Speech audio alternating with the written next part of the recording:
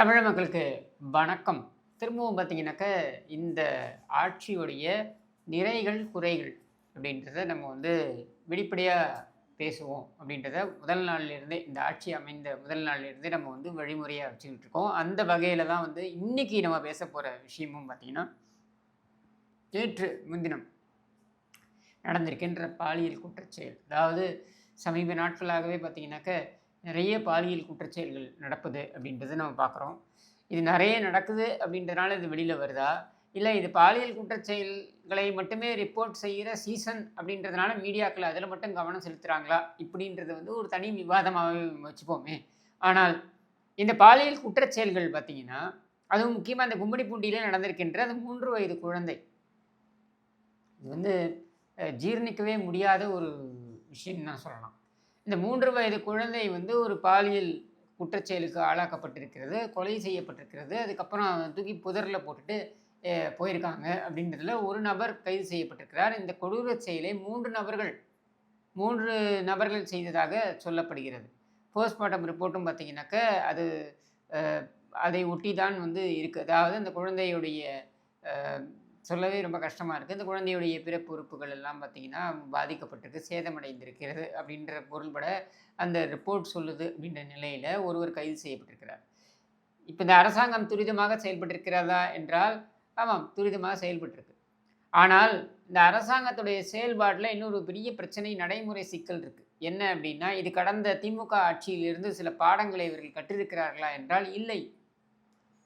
உதாரணத்திற்கு அந்த குழந்தையை கொண்டு என்ன சொல்லப்படுகிறது என்றால், ஒ ஒ பொன்னேரியிலிருந்து, அதாவது கும்மிடிப்பூண்டி, அந்த பொன்னேரியிலிருந்து கொண்டு வர வழியிலேயே அதை இறுதிச் சடங்கை செய்து விட்டார்கள்.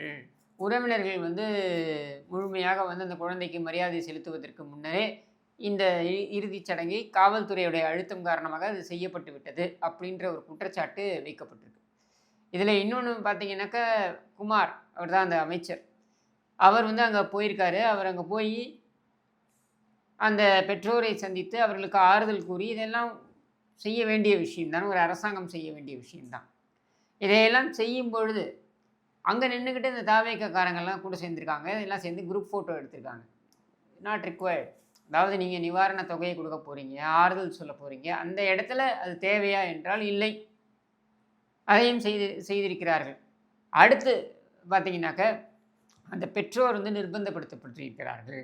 அதுவும் நிர்பந்தப்படுத்தியது எந்த அளவுக்கு அப்படின்னு பார்த்தீங்கன்னா, அவர்கள் இந்த அரசாங்கத்திற்கு களங்கம் ஏற்பட்டு விடக்கூடாது அப்படின்றதுனால இதை பெரிதுபடுத்த வேண்டாம் என்று நிர்பந்தப்படுத்தப்பட்டதாக சொல்லப்படுகிறது. இதில் எவ்வளவு தூரம் உண்மை அப்படின்றது நமக்கு தெரியாது. அது அரசாங்கம் தான் கிளாரிஃபை பண்ணணும். ஸோ நம்மளா எதையோ ஒன்றத்தை ஒரு குற்றச்சாட்டை நம்ம வச்சுட்டு போக முடியாது என்றாலும் கூட, இதிலிருந்து இந்த அரசாங்கம் விடுபடணும். சமீபத்தில பார்த்தீங்கன்னா, நீங்க இந்த மாதிரி நிறைய சம்பவங்கள சொல்லிட்டே போகலாம். அதாவது உறவினர்களிடம் அந்த பாடியை ஒப்படைக்காம, அதை கொண்டு போய் காவல்துறையினரே இறுதிச் சடங்கை செய்வது. இப்ப சிவகங்கையில் கூட பார்த்தீங்கன்னாக்கா, இந்த ஆகாஷ்ங்கிற அந்த இளைஞனுடைய பாடியை 100 நாட்களுக்கும் கிட்டத்தட்ட 100 நாட்கள் ஆகப்போகுது.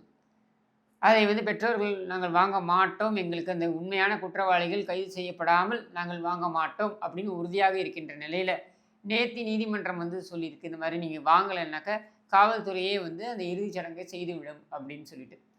இப்ப நீதிமன்றத்துடைய இந்த கருத்தை நான் ஒரு கட்டத்துக்கு மேல போய் விமர்சிக்க விரும்பல. ஆனால் இதுல இருக்கக்கூடிய சங்கடங்கள் என்ன அப்படின்றத பார்த்தீங்கன்னாக்கா, இப்ப இந்த ஆகாஷ் போன்ற நபர்கள் எடுத்து பார்த்தீங்கன்னாக்கா, நல்ல மெத்த படித்த நபர். குற்ற பின்னணி இல்லாத நபர். அங்கே கஞ்சா போதை அப்படின்றது, அதை தட்டி கேட்க போகும்பொழுது தான் அவர் தாக்கப்பட்டிருக்கிறார். அவர் தாக்குதலில் ஈடுபட்டார் என்றும் சொல்லப்படுகிறது. இதுதான் அங்க இருக்கக்கூடிய சர்ச்சை. சரியா? இப்படி இருக்கும் பொழுது, அந்த பெற்றோரை சரி, நீதிமன்றம் ஒரு நிலைப்பாடை எடுக்கிறதுன்னே வச்சுப்போமே. இந்த அரசாங்கம் ஒரு நிலைப்பாடு எடுக்கலாம் இல்லையா? இந்த அரசாங்கம் ரீச் அவுட் பண்ணலாம் இல்லையா? ஆகாஷுடைய அந்த பெற்றோர் முதலமைச்சரை சந்திக்க வேண்டும் என்று கோரிக்கை வைக்கிறார்கள். முதலமைச்சர் சந்திக்கலாமே. இந்த முதலமைச்சரும் இது போன்ற சம்பவங்களில் பாதிக்கப்பட்டவர் தான் அப்படின்றத மறந்துடக்கூடாது. கரூர் சம்பவம் எடுத்துக்கிட்டீங்கன்னாக்கா, கரூர்லையும் இதே போன்று தான் நடைபெற்றது என்று குற்றச்சாட்டு வைக்கப்பட்டிருக்கிறது. என்ன? கரூரில் அந்த சம்பவம் நடந்த அன்றைக்கே பார்த்தீங்கன்னாக்கா போஸ்ட்மார்ட்டம் அவசர கதியில் நிகழ்த்தப்பட்டிருக்கிறது. அதுவும் பல இதில் வந்து போஸ்ட்மார்ட்டம் நிகழ்த்தப்படலை, அது அப்படியே பாடியை டிஸ்போஸ் பண்ணணும்னு பார்த்துருக்காங்க. அதில் அந்த குடும்பத்தினருக்கு நிர்பந்தம் கொடுக்கப்பட்டிருக்கிறது.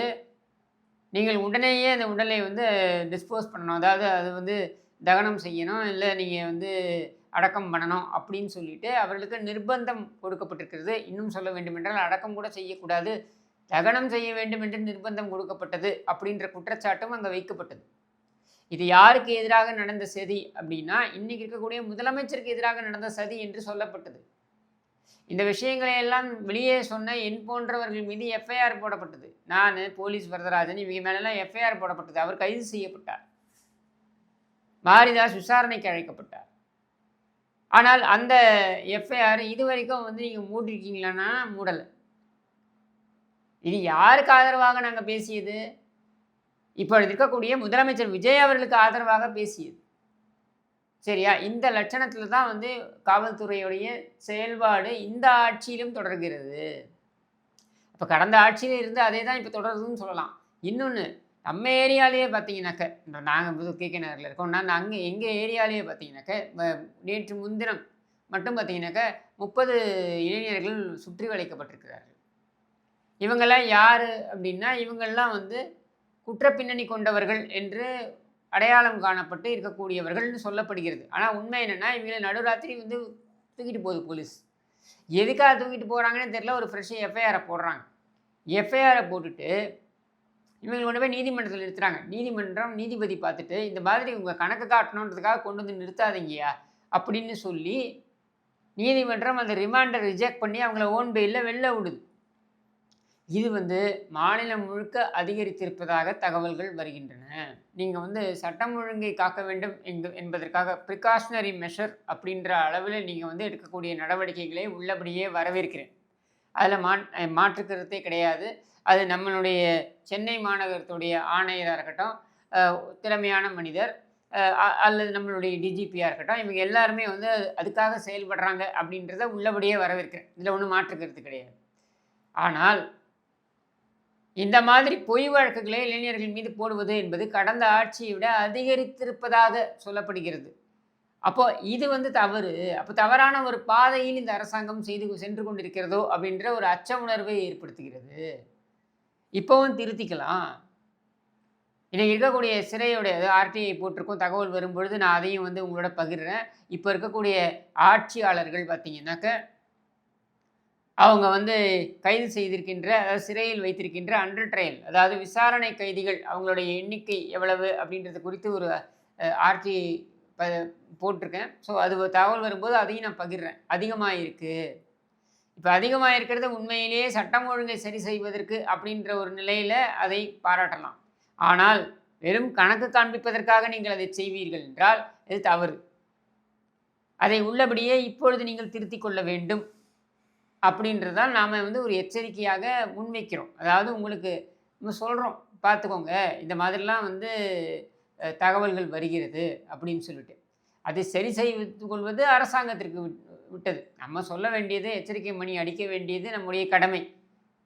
அதை நாம் செய்கிறோம். அடுத்து சட்டமன்றத்தில் நீங்கள் பார்த்தீங்கன்னா, இப்போ இருக்கக்கூடிய சட்டமன்ற உறுப்பினர்களை இதை பற்றி நான் ஏற்கனவே நிறைய பேசியிருக்கேன், திரும்பவும் சொல்கிறேன். இந்த ஆட்சி 18ஆம் தேதியிலேருந்து சட்டமன்றம் கூட போகிறது அப்படின்ற நிலையில் கண்டிப்பாக சட்டம் ஒழுங்கு என்பது மிகப்பெரிய அளவில் பேசு பொருளாகும். சட்டம் ஒழுங்கு முதலமைச்சருடைய நேரடி பார்வையில் இருக்கின்ற காரணத்தினால முதலமைச்சரிடம் இருந்தால் அந்த விளக்கம் எதிர்பார்க்கப்படும். சகட்டு மேனிக்கு எதிர்கட்சிகளிலிருந்து குற்றச்சாட்டுகள் வைக்கப்படும், விமர்சனங்கள் வைக்கப்படும் என்கிற நிலையில் சட்டமன்றத்தில் எப்படி எம்எல்ஏக்கள் நடந்து கொள்ள வேண்டும் என்பதற்காக பேரவைத் தலைவர் திரு ஜேசிடி பிரபாகரன் அவர்கள் தலைமையில் ஒரு கூட்டம் கூட்டப்பட்டது. அதை வந்து மற்ற கட்சிகள்லாம் புறக்கணிச்சிருக்காங்க. தாவேகா கூட்டணி கட்சிகளும் அவங்க வந்து போய் அதில் பங்கேற்றிருக்காங்க. கூட்டணி கட்சிகள்னு சொல்லாமா எனக்கு தெரியல. ஏன்னா ஒரு வயலில் வந்து நாங்கள் கூட்டணியில் இருக்கிறோம்னு சொல்ல மாட்டேங்கிறாங்க. நாங்கள் அவர்களுக்கு ஆதரவு கொடுத்து இந்த அரசாங்கத்தை பாதுகாக்கிறோம், அவ்வளவுதான் அப்படின்னு சொல்கிறாங்க. சரியா? ஸோ இப்படி இருக்கிற நிலையில் இந்த எம்எல்ஏக்களோட கூட்டத்தில் பார்த்தீங்கன்னாக்க, எம்எல்ஏக்கள் என்ன பேச வேண்டும்? சட்டமன்றத்தில் என்ன பேசணும்? சட்டமன்றத்தில் எதிர்கட்சிகள் முன்வைக்கக்கூடிய வாதங்களுக்கு என்ன பிரதிவாதங்களை வைக்கலாம், எதிர்வினை என்ன ஆற்றலாம், அது மட்டும் இல்லாமல் கடந்த கால திமுக ஆட்சியுடைய தவறுகள் அப்படின்றவையை எப்படி நம்ம வந்து சுட்டி காட்டலாம், அதிலிருந்து நம்ம எப்படி வந்து விடுபட்டிருக்கிறோம், அதிலேருந்து எப்படி நம்ம மாறுபட்டிருக்கிறோம் அப்படின்றத எப்படி விளக்கலாம், இது போன்ற விஷயங்கள் தான் வந்து பேசுவது ஆக்கப்பூர்வமானதாக இருக்கும். மாறாக அங்கே என்ன நடக்குதுன்னா திருப்பி துதிபாடல். அமைதி புரட்சியை விஜய் ஏற்படுத்தி விட்டார், அவர் அமைதியாக இருந்து சாதித்து விட்டார் இப்படின்லாம் ஒரு பேரவைத் தலைவர் உட்கார்ந்துக்கிட்டு ஒரு அரசியல் மேடையில் பேசுவது போன்ற அந்த பேச்சுக்களை எல்லாம் அங்கே உதிர்த்து கொண்டிருக்கிறார். நம்ம முன்னாடியே சொல்கிறோம் என்னன்னா, அது சட்டமன்றமாக இருக்கட்டும், செக்ரட்டேரியட்டாக இருக்கட்டும், இவையெல்லாம் அரசியலுக்கான இடமாக இருக்கக்கூடாது. பொதுவாக அரசு நிர்வாகம் சார்ந்து இருக்க வேண்டும் அப்படின்றது எதிர்பார்ப்பு.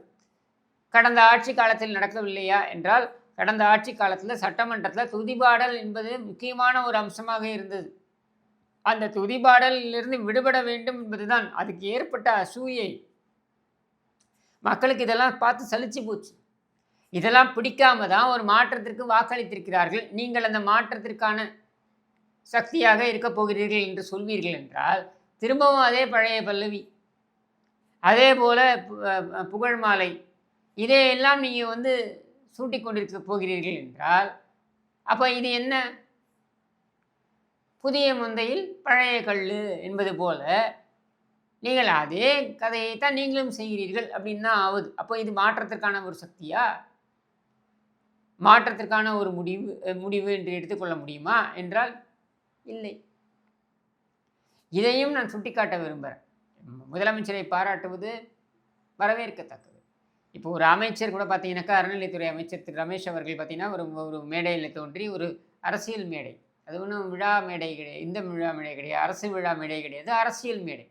அரசியல் மேடையில் தோன்றி அவர் சொல்கிறார், எதிர்கட்சியே இல்லாத ஒரு சட்டமன்றத்தை உருவாக்கி அங்கே எங்களுடைய தலைவரை அமர வைத்து அழகு பார்ப்போம் என்று சொல்கிறார் என்றால், ஒரு அரசியல் தலைவரை ஒரு தொண்டராக, அந்த அரசியல் தலைவரால் அங்கீகாரம் பெற்ற ஒரு தொண்டராக அவர் பேசக்கூடிய அவருடைய எண்ண ஓட்டத்தை என்னால் புரிந்து கொள்ள முடியுது.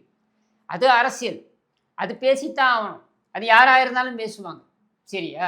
ஆனால் அதை நம்ம வந்து பேச அவர் குறையாவோ ஒரு குத்தமாவோ சொல்லிட்டு இருக்க போகிறதில்ல.